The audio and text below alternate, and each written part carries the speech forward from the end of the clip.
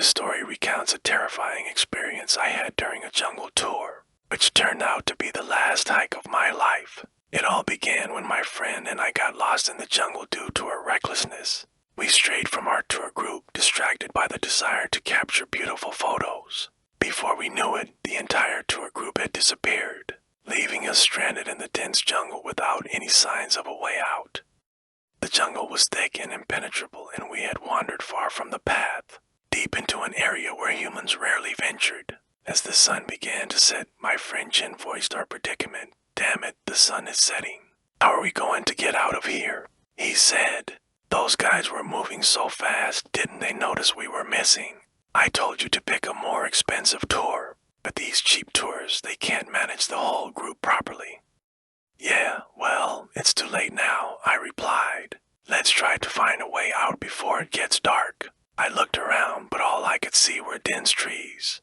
There was no visible path ahead. I tried to recall how we ended up here. I remember the tour path was supposed to be a straightforward, well-marked trail. We had just stepped off the path briefly to find a good photo spot. When we turned back, the tour group had vanished.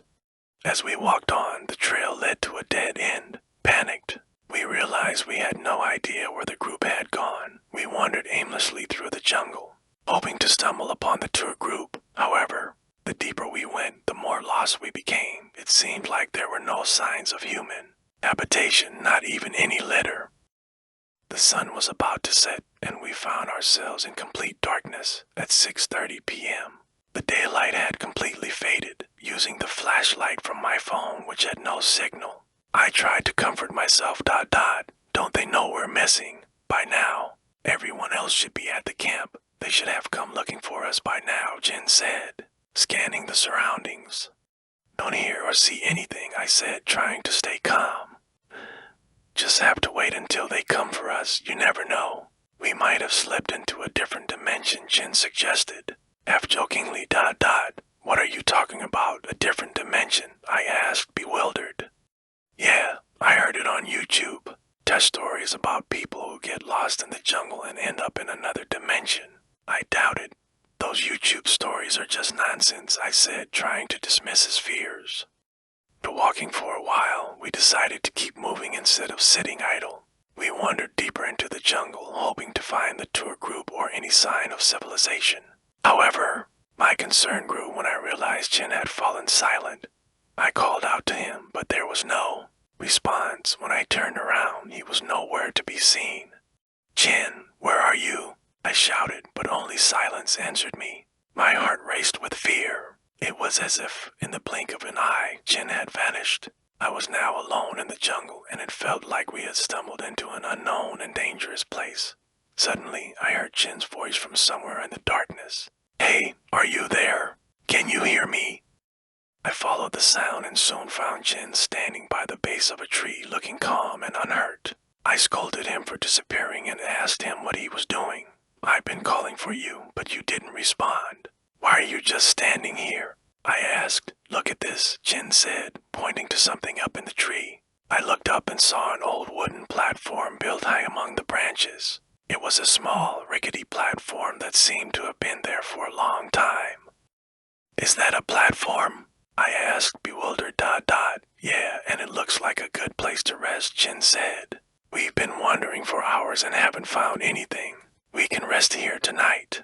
I hesitated but eventually agreed. Climbing up to the platform, we discovered it was indeed old and weathered. It looked like it had been used by someone in the past, given the worn wooden planks and marks on the surface. As we settled in, Jin found a piece of old paper lying on the platform.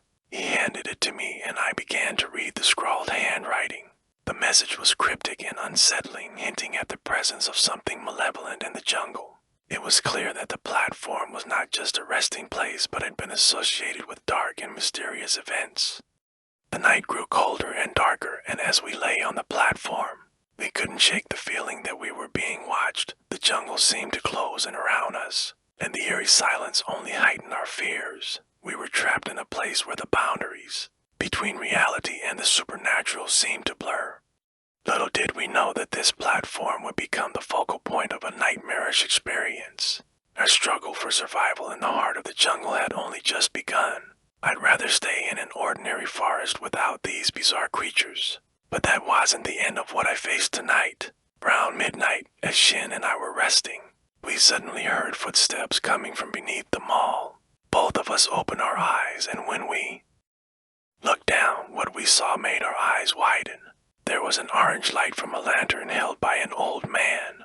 He walked under the mall and even looked up at us. Who are you? What are you doing in the forest at this time of night? Do you want to die or something? Upon hearing this, Shin and I were momentarily stunned. The old man's words made our faces turn pale. The old man continued, "Hey, did you hear what I said? This place is dangerous. What are you doing here?" In response, I asked, "Who are you, and why do you say this forest is dangerous? What do you mean?" "I'm a local. I was heading home when I saw the light from the mall and came to check it out," he explained. "You're a local?" I asked, revealing a smile. "In that case, can you help us get out of here?" "What do you mean? Are you saying you're lost tourists?" "Yes, my friend and I got separated from our tour group and have been stuck in this forest since the afternoon. No one has come to help us," I replied. Upon hearing this, the old man seemed somewhat relieved. "No one will come to help you. Don't you know this is a restricted area? If you're not experienced with the forest, you won't make it out." Shin looked at me, asking, "What does he mean, a restricted area?" "Yes, this is a place where outsiders are not allowed. Don't you know it's a restricted zone? If you're not experienced with the forest, you won't survive." Realizing this made me feel a chill. If we had stayed below, we might have been killed by some evil entity. But wait a minute, if this mall is so dangerous, why is the old man here alone in the forest? "Sir, why are you here in the forest if it's so dangerous?" I asked. "I already told you, I'm a local," he repeated. "But why are you in this restricted area?" "You said it was dangerous," I pressed. The old man seemed to hesitate, then his voice trembled slightly. It was clear he was hiding something. Shin then said, "Hold on. This seems strange. Remember the rule in the paper?" "The paper rule?" I looked at Shin. When I thought about it, the current situation did resemble the rule on the paper. Rule 3, if you encounter a stranger or someone you don't know well while hiding, do not pay attention to them. Reject all offers. Remember, they are not human. They want to do you harm. Rule 4, if you're unsure if the stranger is pure, you can check by throwing a lighter or torch at them. If they are evil, they will flee quickly. "That has to be it," Shin said confidently. "The old man is a demon in disguise." At that moment, a voice came from below. "Hey, what are you talking about?" "I heard you," Shin retorted. "The old man is not a local. He's one of them." "What nonsense are you talking about?" "I am a local," I replied. "Then why are you here at this time? Why are you alone in the forest?" The old man seemed about to speak but didn't say anything. Seizing the opportunity, Shin quickly took out his Zippo lighter, ignited it, and threw it down. "Hey, what are you doing?" the old man shouted as he jumped back quickly. The lighter landed on the ground and the old man looked at it in shock. "See, just like the paper said," Shin exclaimed. "This old man is not human. He's a demon in disguise." The old man looked up and said, "What nonsense are you talking about? I'm not a demon. I'm not trying to trick you into coming down. But why did you throw the lighter? Anyone would try to avoid it."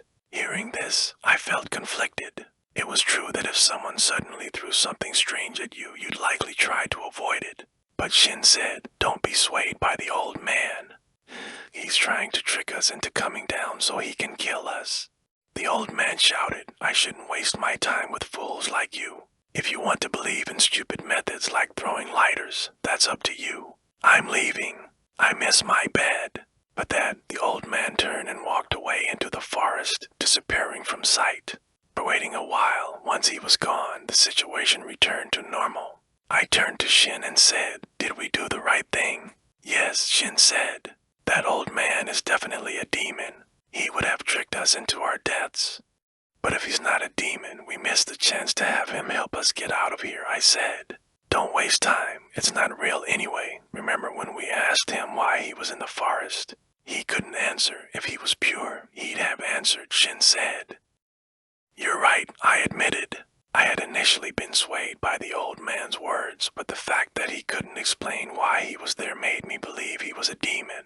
As the events seemed to settle, Shin backed up against a tree and closed his eyes. "Are you really going to sleep now?" I asked. "Why not? Rest up. We need to continue tomorrow," Shin said. I settled down on the mall floor, closing my eyes to sleep. As dawn approached, I woke up to the sun shining, which made the forest seem less frightening. Checking my phone, it was already 8 a.m. We had slept in quite a bit, likely because we had been walking all night. Since we had survived the night, there was no reason to stay in the mall any longer. I climbed down from the trees, stretched, and took out some snacks from my bag to stave off hunger.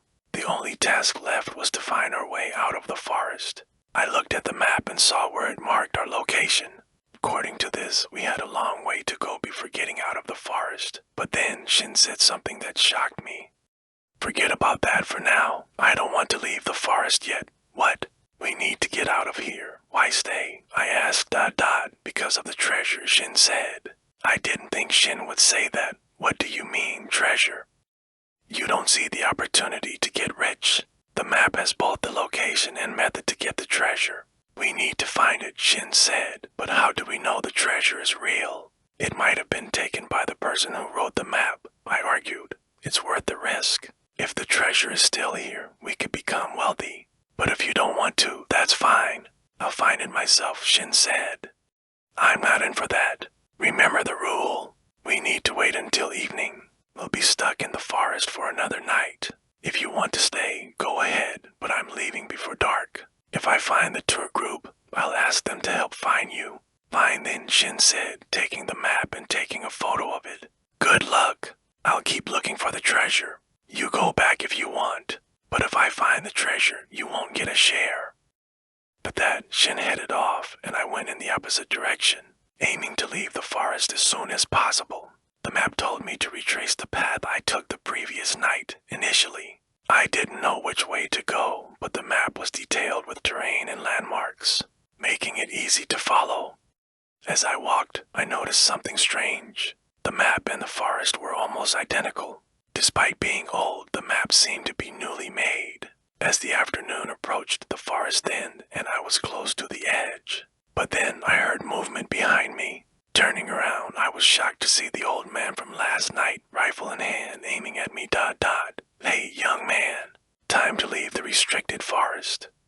Is it too late to turn back? Are you crazy going into the forest? Do you want to die or something? Whether the first die or not, I have to take the risk. But if I don't report this, I'll definitely die." I looked down at the map again. I had to reach the cemetery in the middle of the forest before sunset. "Wait," the old man called out. I turned around with hopeful eyes. "Are you coming with me?" "No," the old man shook his head. "I'm not risking my life. If you want to get there quickly, I can tell you a shortcut." The old man then walked up to me and pointed out a hidden route not marked on the map. "So you want me to go straight through the forest?" "Yes, it might be a bit difficult, but I assure you it will save several hours." "Thank you very much," I said. With time running out as the sun would set in a few hours, I hurried forward into the forest, determined to reach the cemetery before it was too late. As time passed, I had to traverse thick trees and dense bushes to reach the cemetery as quickly as possible. Following the old man's instructions, the shortcut did save a lot of time, though it was challenging. As the daylight dwindled, the dense forest made everything appear even darker. I had to pull out my phone and turn on the flashlight. Despite the difficult path, thinking of my friend kept me moving swiftly. Suddenly, I saw a light at the end of the tunnel about 100 meters away. There was a clear area of land ahead. It was as described on the map, a lonely cemetery in the middle of the forest. When I emerged from the forest, I found a vast cemetery filled with numerous grave markers. I needed to find the grave of someone named Boonsong. As I walked, I wondered why there were so many graves in the middle of the forest. But regardless, I still hadn't seen any sign of my friend. It should be here somewhere, so why haven't I found any trace of him yet? I was searching for a while and scanning the grave markers. I finally came across an old grave with the name Boonsong, according to the paper. There should be treasure buried underneath this grave. However, as I got closer, I was surprised to find fresh digging marks around the grave. Could it be that Shin came here and dug up the treasure already? Realizing this, I looked around, feeling uneasy. What was I doing here alone? I took a deep breath, trying to keep my composure. Being alone in a cemetery in the middle of the forest wasn't reassuring. But despite my efforts to stay calm, as I looked up at the sky, I saw that the sun was almost down. I realized I might not make it out of the forest before dark and wondered if there would be any trees for me to climb and hide if something evil appeared. While I stood there unsure of what to do, a voice suddenly called out, "Help!" I recognized that voice. It was Shin's. I turned towards the source of the voice, which sounded weak and wounded. "Shin, where are you?" I called out, scanning the area. "I'm here." Shin's voice came again. I ran towards the sound and soon spotted movement behind a large grave. "Marker!" "Shin," I said, running closer. Shin was hiding behind the grave marker. His body lay still, and he was breathing heavily with one hand clutching a wound on his side, bleeding profusely. "Shin, what happened?" I asked. Shin looked up at me with wary eyes and said, "I was tricked by that soldier." "What soldier?" My heart sank. It seemed I had arrived too late. Shin had been attacked by that soldier, but I thought the treasure was a lie. "Where did the soldier go?" "I don't know," Shin replied, looking around anxiously. At that moment, a large man in military camouflage appeared behind us, holding a rifle. "Hey, who are you?" the soldier shouted, pointing the gun at us. "Don't," I shouted, trying to protect us. This must be the man who hurt Shin. The soldier looked at me and said, "You must be the same as that fool. But it's not much of a problem. You're as stupid as he was." Shin, lying on the ground, looked at the soldier with a vengeful expression. "You're the one who stole the treasure?" I asked. The soldier laughed and said, "Thanks for being my test subjects. Otherwise, I wouldn't have gotten the treasure buried in the grave." The soldier showed me a cloth bag hanging from his waist. I looked at it. It must be the treasure Shin had dug up from the cemetery. So, the treasure was real. Why was the soldier doing this? I stared at the soldier and asked, "What are you doing this for? You knew where the treasure was hidden. Why trick us into coming here?" The soldier looked confused and replied, "Trick? You guys came here on your own, didn't you? I didn't write that note on the paper to deceive anyone." "Wait a minute, then who wrote that note?" I swallowed hard, feeling a cold sweat on my back. Shin pulled out the paper from his pocket and showed it to the soldier. "This paper was written by a former soldier. Who else could it be but you?" The soldier looked at the paper and said, "I didn't write those rules. Do you think this is some kind of nonsense on YouTube? And you said you found this paper in the warehouse. How would I know you would be in the warehouse?" I paused, glancing at Shin. He looked just as confused. "If you didn't write the note, then who did?"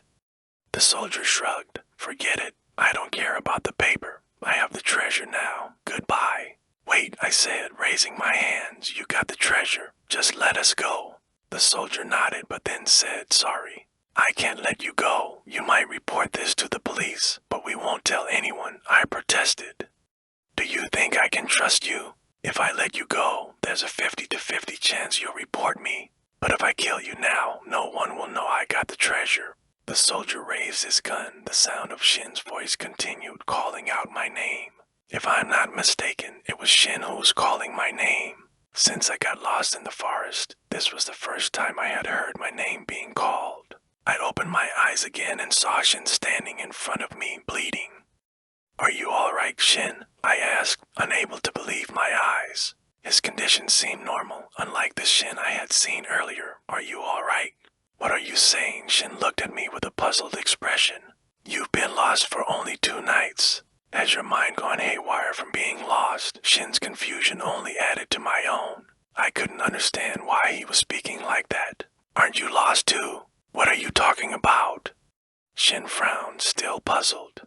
"Was the one who was lost. I've been searching for you since last night.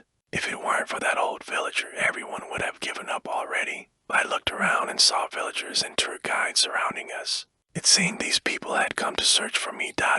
"Never mind, GR. It's good you're all right. Let's go home. Everyone is waiting for you."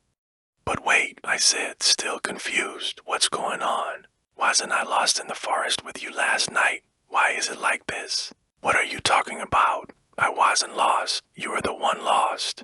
I saw you taking pictures by yourself in the forest. When I called you, you wouldn't turn around. By the time I realized it, you were gone.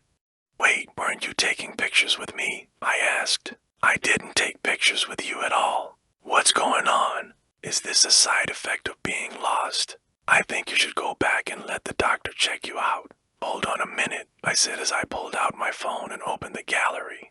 I was shocked to see that there were no pictures of Shin and me together. Instead, there were only selfies of myself and pictures of an empty forest. I scrolled through the photos with a worried expression. Even Shin, standing next to me, looked equally shocked. But then I reached the last photo in the gallery, a picture of an old piece of paper with writing on it.